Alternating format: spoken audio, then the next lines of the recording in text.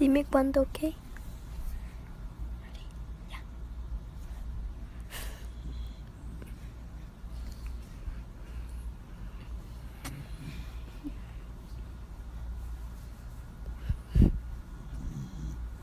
Está roncando. ¿Por qué no estás grabando? Sí.